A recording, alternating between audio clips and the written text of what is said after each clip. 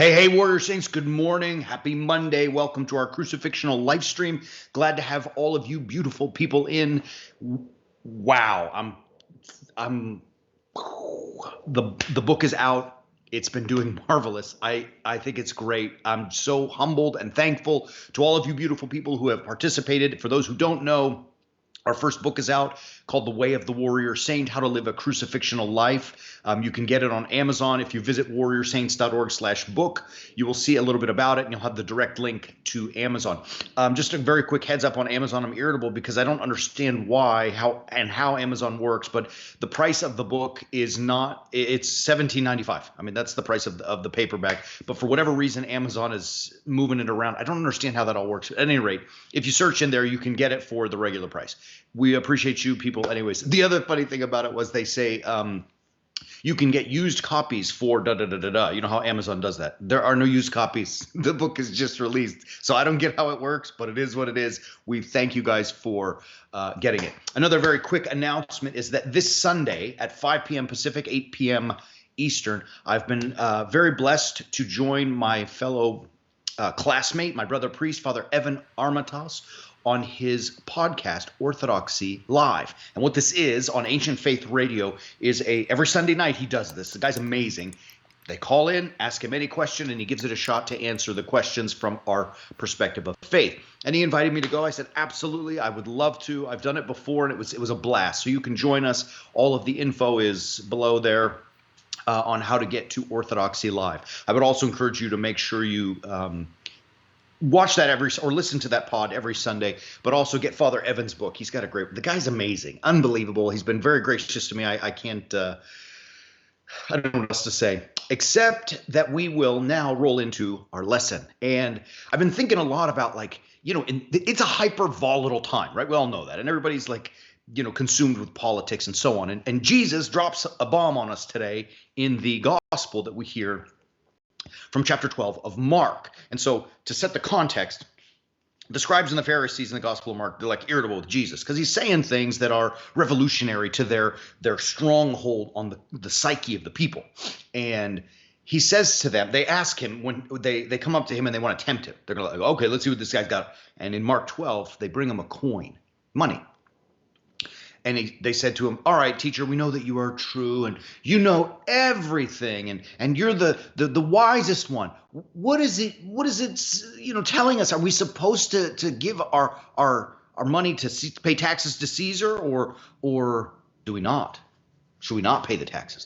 Hey, Caesar is not our king. God is our king, right? So should we pay taxes to him? And Jesus, obviously, being the Son of God, he says the following. I'm going to read it to you, and Greg will pop it on your screen here in just a moment, but listen to it. Why put me to the test, he says. He's calling him out I know what you sneaky people are up to. Bring me a coin and let me look at it. So they bring him the money. And like our money that has, a quarter has President Washington's, bust on it, and in God we trust. And some of the quarters now have one of the different 50 states on the back. You know how they look. They have inscriptions. And they brought him one, and he said to them, whose likeness and inscription is this? And they said to him, Caesar's. So what was on that coin? An image of Caesar, the king of the Roman Empire, the emperor of Rome. And Jesus said to them, render to Caesar the things that are Caesar's, and to God the things that are God's. And Mark ends that pericope with, and they marveled at him. They were amazed by him. So he's saying, give to the government the things that are of the government and give to God the things that are God's. I'm not going to let you, Scribes and Pharisees, try to trick me into, getting involved in something that I'm not supposed to be involved in, right? That's his whole message. And so we know what it means, but does it mean more than it means? Okay. And that's what I want to explore this morning, just briefly. Obviously, what he is saying is this is money. You have to pay your taxes. The government that you live in, by force, especially in the Roman Empire, can take your taxes, pay your taxes. And likewise, you better give your tithes to God, tithe to the church. Absolutely, that's what it means. But it goes a little bit or a lot bit beyond that. And I think what Christ is really telling us there is that there are things that belong to the world.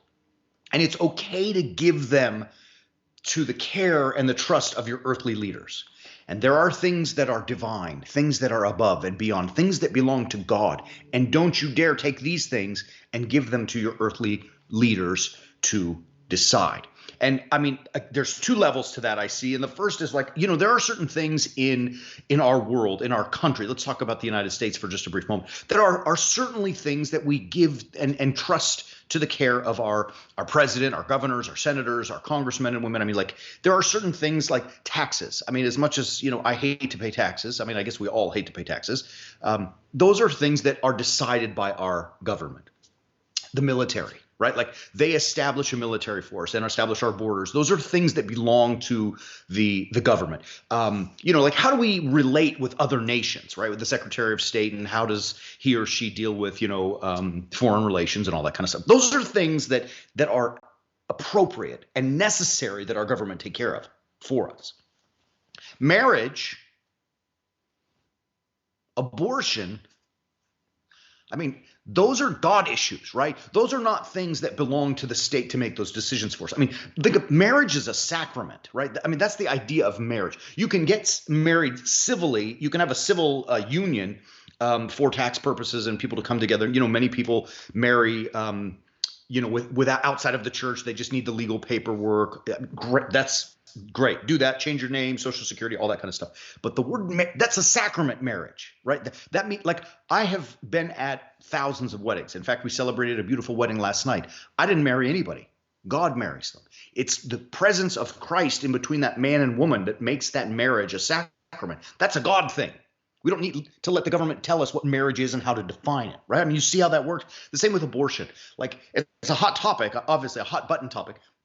But that's a human life. From the moment of sperm and egg together, conception, that is life. And even, by the way, science has verified all of this. I mean, there's fascinating studies about how it becomes an organism from that moment, and therefore it is life. It's just, but that's our issue, right?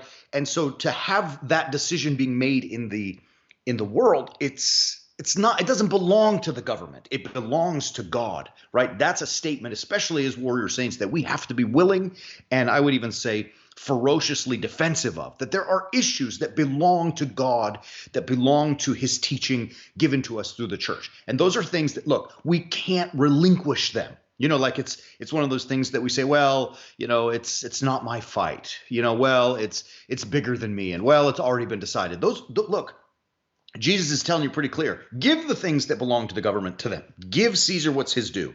But the things that belong to God, they belong to God. And it's up to you, he's telling us, to make sure that we give them to him. All right. So now I said there were two levels to this. The one is, that basic level of, like we were talking about, the things that the government does and the things that belong to the church. The other one that I think is perhaps even more important is your ethics.